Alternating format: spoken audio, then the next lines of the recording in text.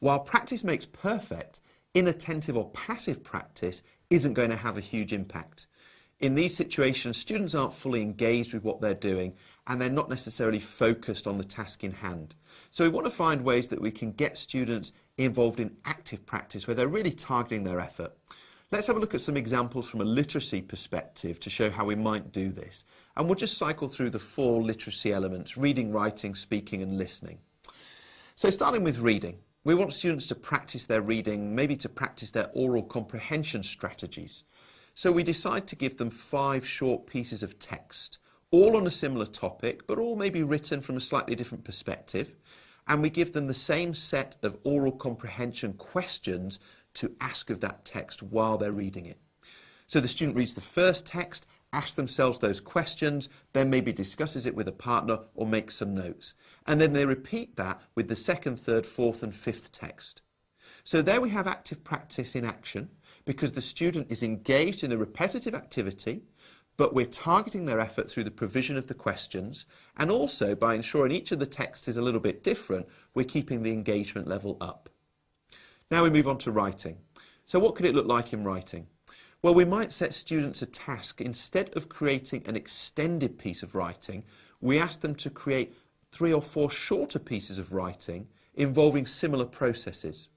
So we might ask them to write maybe 4 summaries of 4 related topics, and then also set them a target to try and implement on each occasion, the same target through the 4 pieces. So again, we have a situation where students are practicing through repetition.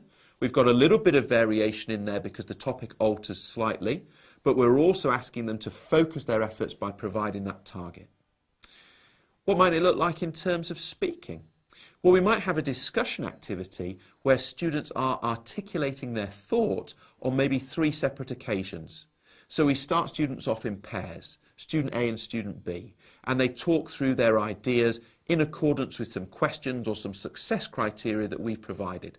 Then we ask the pairs to split up and to form new pairs, and students go through the process a second time, and then we go through the process a third time as well, so that each student has 3 opportunities to articulate and refine their thinking. Again, practice, but practice which is active. Finally, listening.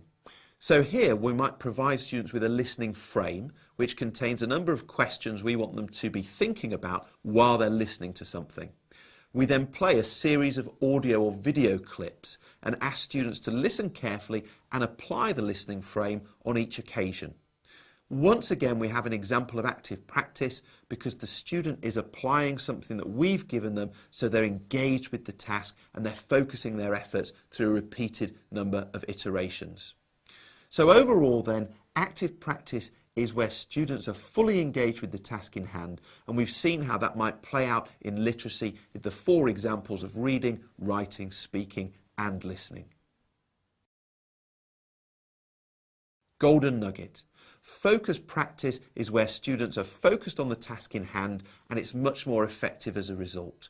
We've seen how this can play out with all the different aspects of literacy.